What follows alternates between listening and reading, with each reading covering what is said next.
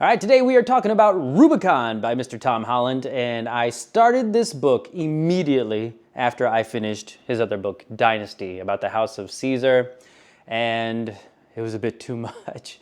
It was 16 days, 900 pages of straight Roman history, and I think I kind of blew a fuse with Rome, but it was interesting. I enjoyed it, most of it. We'll talk about the parts I didn't like, but yeah. 2 books in basically 2 weeks. It's a bit much. I should have had a palate cleanser or something. So let me put this over here and let's talk about this one. As the title says, it is the triumph and tragedy of the Roman Republic. And it covers a time frame from about 540 BC to when Augustus dies, which is like what, 14 BC or 14 AD? I forget exactly.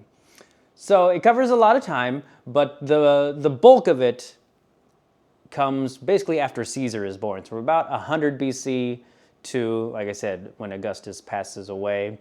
And it gives you a history of how the Republic came to be, which is pretty simple enough, is that they got tired of having kings and monarchs, and they said, you know what, how about we let the people rule? Let's rule by committee rather than just having one bozo telling us everything we can and cannot do. So they set up, magistrates, senators, consuls, that kind of thing, which kind of surprised me, just as a casual fan of history. I didn't know that kind of system would have been around that far back. But I guess after I read this, I heard someone talking about it and said they actually got the idea from Greece. So those of you out there who know more than maybe you can confirm that. So I guess it wasn't a totally new idea. They were just taking something from one of their neighbors and implementing that. So about 540 BC, they say, okay, we're done. No more kings, no more monarchs. And that kind of set the tone for Romans in general, that while it was a good thing, it was very Roman to have ambition and raise yourself up in life, raise your station. Nobody was to get too high up, right? Do your duty for Rome and build yourself up, help Rome. But if you start getting way up here, they're going to smack you down and be like, hey, that's enough of that, all right? We like it when you're helping us and you're on our same level, but if you get too high up there, too high and mighty, you might wind up dead or kicked out of the Senate and lose all of your stuff. So it was a fine balancing act, living back then and trying to build yourself up. So what I said, it focuses from about 100 BC, really about 80 BC is when it really starts getting deep into what's going on. This book, there's a lot of information, and it kind of gives you some of the rulers or the people trying to be kind of the ones who are rising up and could be potential, like Julius Caesar's. There's a guy who actually does take up the title of dictator, but he gives it up. How long did he have it? Was it like 10 years? I forget exactly, but he did give it up in the end. He's like, all right, I'm done being a dictator. Let it go back to the way it should be as a republic. So it gives you some of the buildup, some of the people who were ruling before Caesar came up. Those who were high up in the Senate had the most influence. And it's really interesting how it's really these military guys, not all of them, but these military guys, they go off to war, they acquire new territory for Rome, they acquire a lot of treasure for Rome. And so, of course, they come back as big heroes, big parades, and the people love them. And then immediately people are like, we want to elect you to represent the city of Rome. And I started wondering, it's like, why would these guys do that? Why not just come back a hero with all your treasure and retire somewhere? Why go into the politics and the nasty, den of weasels there? But I guess, if there's enough people out there telling you, it's like, you should do it. We're all going to back you. We're all going to cheer for you. You're just going to be like, okay, I'll do it. And maybe that's what some of them really wanted. So I don't know. It's just kind of weird to me. But it gets in the weeds a bit. There's several parts where I got a little bored because it's just this revolving door or this washing machine of people, personalities, who's up, who's down, who's on whose side, who's collaborating with who's going to backstab this guy, and now he's down and out. So these people are rising up, but this one, he's working behind the scenes to build himself back up, and he comes back and he kills some of the people who were with the other ones, and it's just in circles, circles, circles, circles. Especially when there's so many people whose names start with the letter C. Holy cow, can we think of some different names. Caesar, Cicero, Crassus, and the list goes on and on that I can't even remember. But I was like, can we pick another letter to have people's names start with? So a little bit of that would have gone a long way with me. So if you're a deep history fan, maybe you'll enjoy that a lot more, and you'll be like, ooh, hoo, hoo, hoo. But as the casual fan who's just looking for, you know, the basic information in the story, it was a bit much for me. And it felt a lot like Desperate Housewives or something. Like I said, it just kept going around in circles for a long time. That I'm just kind of like going through. It's like, okay, they're still bickering. Okay, this, blah, blah, blah. Enough. Finally, somebody comes back in from war. It's like, okay, shake things up.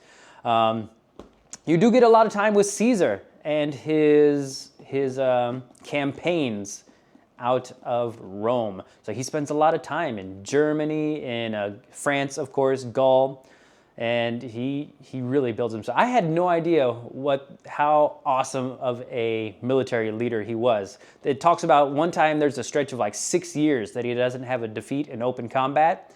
There's another battle, he's like sieging this fortress or this city, and the people he's attacking, they get reinforcements, so now he's got two sides coming against him, and it's like all hope is lost, but somehow he rallies his troops and just defeats everyone, the city and all the reinforcements, which was insane. So he even jumped up to Britain, but his problem is he's always got to have one foot, or at least a finger, back in Rome.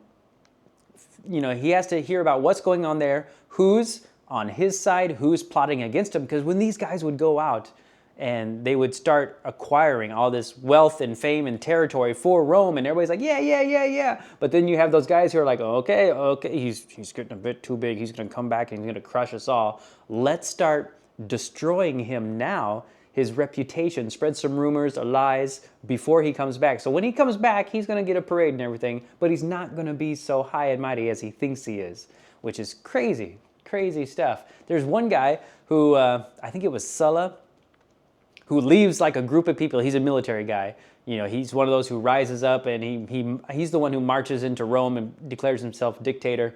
And he leaves a whole bunch of people because he has to go out east and fight again. So he's like, you guys stay here and hold the fort, okay? Don't let any shenanigans go on. I have to go do this fight. I'm going to be gone for a while. Don't screw it up. And so he goes off, and by the time he comes back, he's been declared an enemy of the state. It's just nonsense. So yeah, if you're looking for a lot of info on Caesar and his rise and some of his campaigns into other countries, you'll get a lot of that. You'll get a lot of time with him and Cleopatra, which I knew, you know, they had met and everything, but I didn't realize how close they were. They even talked about how he was maybe not love smitten, but as an intelligent man who liked intelligent conversation, she was an intelligent woman who could have intelligent conversation. And so I guess he was totally smitten with her and spent a lot of time with her, to the point where, you know, some of his soldiers and other people were like, yeah, she's turning him into a lazy bum who just wants to lay around and eat grapes and talk. He's like, have we lost him? Is he ever going to go back to Rome? Eventually he does.